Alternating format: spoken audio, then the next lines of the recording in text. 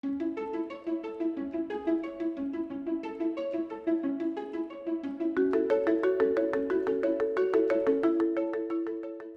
listeners, and welcome back to the Chamberlains Lawcast. This is part 2 of 3 surrounding the developments of testamentary trust and asset protection. Today we'll be discussing bankruptcy and asset protection. I'm here again with Stipe Vuleta, the head of our insolvency and restructuring team. Welcome back, Stipe. So, Stipe, how are you going today? Yeah, really well, Kody. How are you going? Yeah, really good. So, when looking at asset protection and bankruptcy, how exactly are those assets being affected by bankruptcy itself? Yeah, look, there's two fundamental ways in which assets come under attack in the administration of a bankrupt estate. Assets can be attacked as property in the bankrupt estate, divisible amongst its creditors. So that's what we call divisible property in the industry.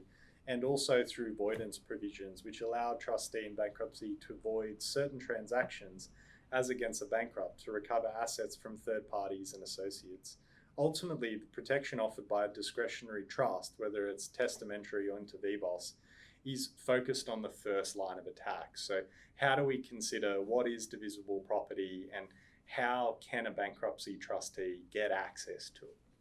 Awesome. So, you talked about actually considering what is divisible property, but as a definition, what actually is divisible property? Well, Section 116 of the Bankruptcy Act sets out an exhaustive list of assets which might form property which is available to a bankruptcy trustee for the satisfaction of creditor claims. But ultimately, a short form summary would be all property owned at the time of bankruptcy or acquired during the bankruptcy, any rights or powers over property that existed at the date of bankruptcy or during bankruptcy, any rights to exercise powers over property, any property that vests because an associated entity received the property as a result of personal services supplied by the bankrupt, and any monies recovered from an associated entity due to an increase in the net worth of the entity as a result of the personal services supplied by the bankrupt. And obviously this is, I guess, quite a bit of legal jargon, but what it really hints at is that there's a million and one ways in which a bankruptcy trustee can look at physical property or intellectual property or choses in action available to a bankrupt and consider how they might get access to that property. So you have to look further than the legislation itself to determine how that is. And there's actually a really interesting case from the 1960s. It's called Gartside and Inland Revenue Commissioner. And that case actually says that a beneficiary of a discretionary trust has a mere expectancy and a right to be considered for a distribution, but no right to actual property in the trust. The issue, though, is that over time, this principle has eroded and the courts have been more willing to find property rights exist in certain circumstances. So it's, again, not enough to just look at the legislation, look at your trust deed, or look at the testamentary instruments such as the will establishing the trust. You have to look past that and consider the case law. That's really interesting. Obviously, that's a bit of an older case, and you talked about how the principles have eroded over time, but kind of more recently, in the common law, what developments have occurred and what cases are there that are of importance now? Yeah, of course. Well, I guess by 2006, the general position of the courts was that an interest in discretionary trust was confined to a sole beneficiary of an exhaustive trust. So what that really means is the terms of the trust require the trustee to distribute the whole of the income at the end of a certain period to a particular beneficiary. So the courts really found between the 1960s and 2006 that if the trust deed or the testamentary instrument actually says, hey, you must distribute X amount of income or X amount of capital to a particular beneficiary, then that might be considered or will likely be considered property available to the trustee because it's more than a mere expectancy. However, obviously, there were some drastic changes in 2006 which blew it wide open. Regarding those then drastic changes, do you mind providing a bit more in regards to that? Yeah, of course. So there was a really famous case called Richstar arising out of the whole OneTel collapse. And in that particular case, Justice French found that where a beneficiary effectively controls the trustee's power of selection as to income or capital distributions, this power is akin to a proprietary interest held by the beneficiary. His Honour actually highlighted that it was important to distinguish between cases where there was an independent and arm's length trustee from cases where the beneficiary was the trustee or effectively controlled the trust. And so what that really meant was a proprietary interest was defined as it is as good as certain that the beneficiary will receive the benefits of distributions of either income or capital or both. And then it looked past that and say, well, what are circumstances where that isn't as good as certain, or circumstances where the conduct of the trustee is more than arm's length? So, is the trustee an alter ego, for example, of the beneficiary? And that alter ego phrasing is a bit of a buzzword used by industry professionals such as myself when assessing, whether you can bust a trust, if I can put it that way. Look, if you're looking at specific details around, what constitutes an alter ego, Justice French actually indicated some really interesting tests which give you some guidance. So, for example, where a defendant, so a bankrupt beneficiary, is both the beneficiary as well as a director and secretary of a corporate trustee, then that might be considered an alter ego situation.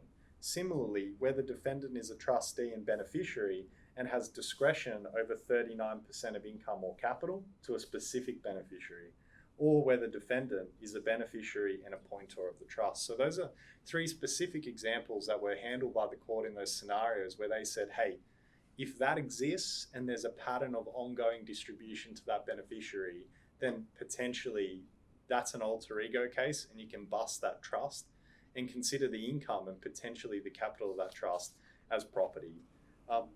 It's quite scary, actually, because the effect of Rich Star is the trust assets will not be found to be property merely because the defendant is a beneficiary, of course.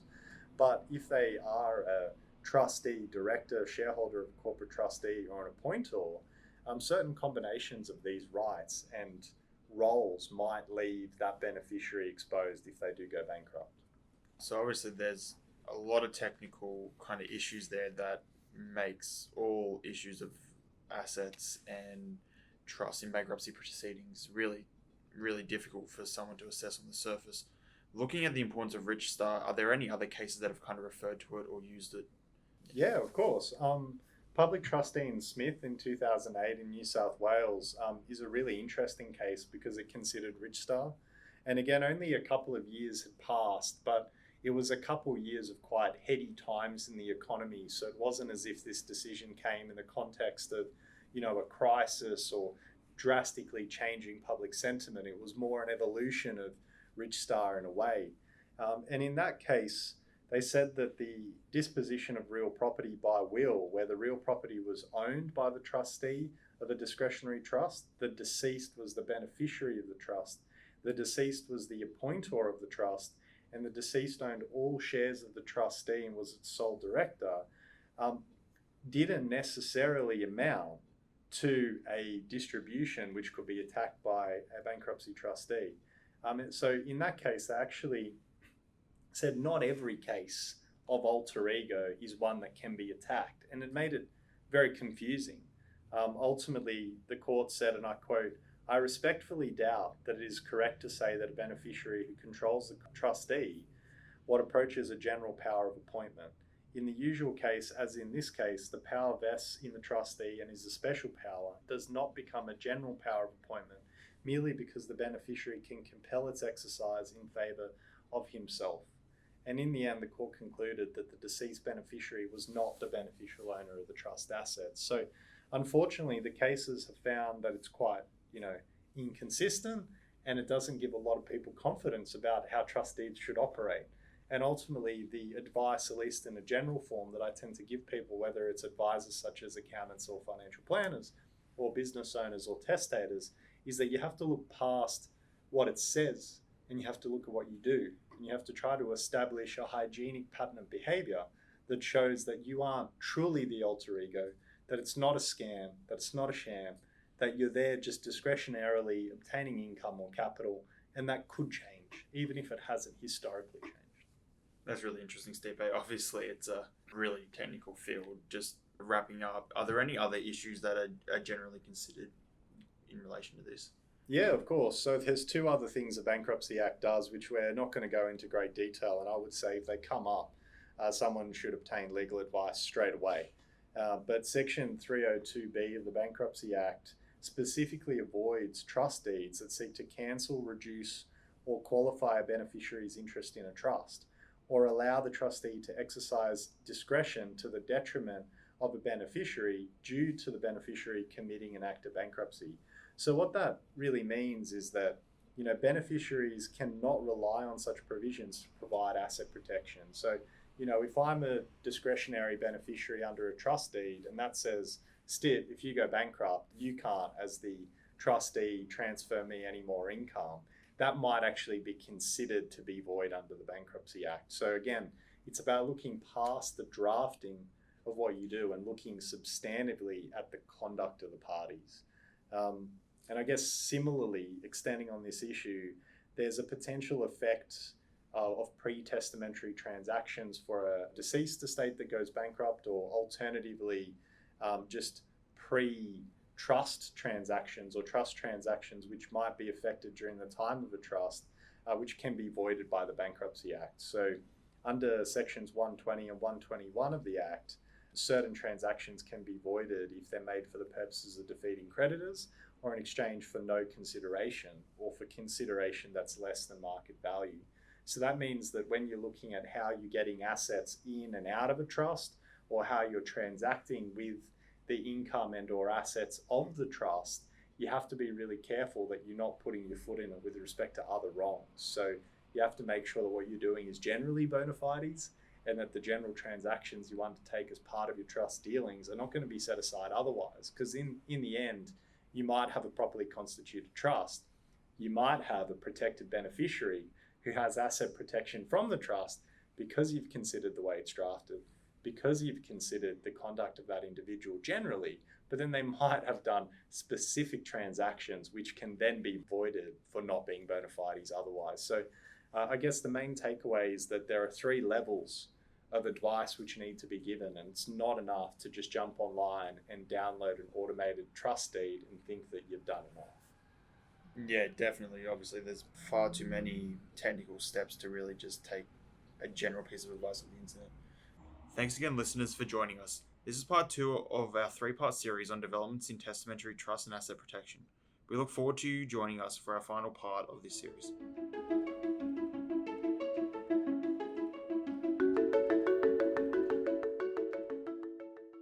We hope you enjoyed the podcast. As with all Chamberlains Law Firm podcasts, the information that you have heard in this podcast is not legal advice and cannot be considered legal advice. If you have any questions or queries, please do not hesitate to contact our office on 02 6188 3600, or otherwise look us up on our website, which is www.chamberlains.com.au.